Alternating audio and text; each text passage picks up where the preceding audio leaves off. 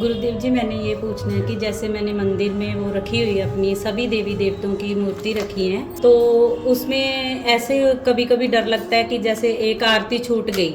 जैसे मैं शिव भक्त की, शिव की भी करती हूँ आरती और काली माँ की भी करती हूँ। और मेरे बर्थडे गिफ्ट में मुझे दिया था मेरे स्टूडेंट्स ने, छोटे से लड्डू गोपाल दिए थे चीनी के, उनकी भी मैं आरती करती हूँ और पूजा भी करती हूँ।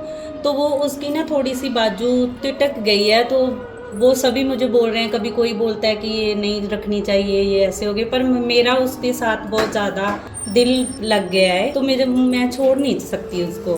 तो आप बताइए मुझे भी, ये मैं छोड़ूं या ना छोड़ूं, पता नहीं। मुझे सारे कह रहे हैं कि अच्छी नहीं होती, बट मेरा दिल नहीं करता उसके छोड़ने को। मेरा प्यार उसके साथ बन गया है बहुत ज़्यादा। तो आप मुझे बताओ कि मैं क्या करूं।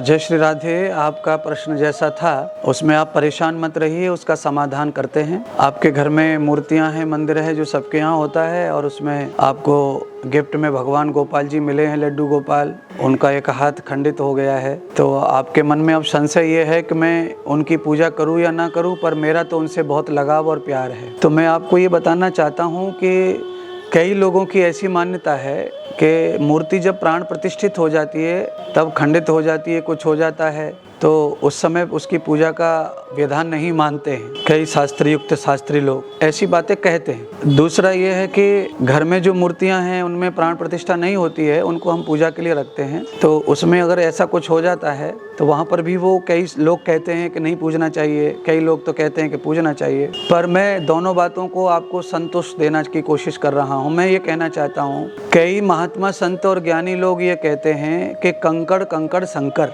अब कोई भी पत्थर उठा लो, शंकर भगवान का रूप है, उसमें हाथ पैर मुंह कुछ भी नहीं है। और यहाँ तक भी माना गया है कि भगवान शंकर के रूप में बेर का फल भी शंकर का रूप है, उसमें भी कोई ऐसा स्वरूप नहीं है। दूसरा माना गया है कि कोई भी बिल्व पत्र का जो वृक्ष है वो भी परमात्मा शंकर का रूप है।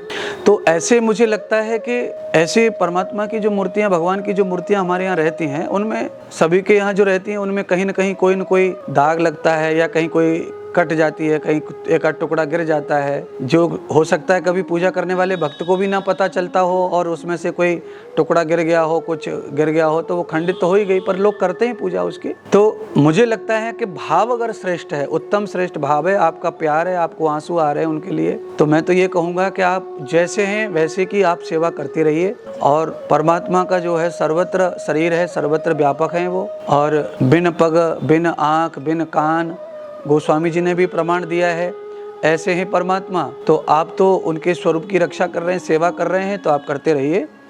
और ज़्यादा व्यवधान में और उसमें आपको बहुत बड़ा कोई ऐसा पाप और संकट इससे आएगा, मैं नहीं मानता कि ऐसा आपको कोई पाप लगेगा या संकट आएगा। क्योंकि कोई भी मूर्ति का कुछ थोड़ा बहुत अंग भंग हो जाता है तो आप उसको वहीं थोड़ा संभाल दीजिए, और उनको अपना इष्ट माना है तो उसी तरह से प्रेम अनुराग से लगे रहिए। क्योंकि आपके हाथ में जो रूमाल रहता है 2-3 महीने पुराना हो जाए आपके साथ यूज में, और अचानक से वो रूमाल खो जाए या बस में बैठे उड़ जाए, तो आपको उसकी भी पीड़ा होती है, उसका भी दर्द होता है, उससे भी आपको दुख होता है। तो ये तो साक्षात भगवान का स्वरूप है, इसमें छोटी सी खंडित होने से पूजा पाठ और कैसे करें बदलें, तो ये बड़ा मुश्किल पड़ता है जब दिल लग जाता है।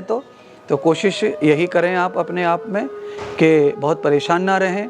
तो मेरी स्थिति ये है, शास्त्रों में और आचार्यों के वक्तव्य में अलग अलग भेद है इस मामले पे, मूर्ति के बारे में, पर मेरा खुद का ये भेद है कि मैं खुद ये चाहता हूँ कि जैसा हो परमात्मा का स्वरूप उसी प्रकार से अपनी श्रद्धा को अखंड बनाए रखिए। भगवान भले ही खंडित हो गए, पर अखंड श्रद्धा है, अखंड भक्ति पूजा है, तो परमात्मा आपकी हर तरह से पूजा को स्वीकार कर लेते हैं।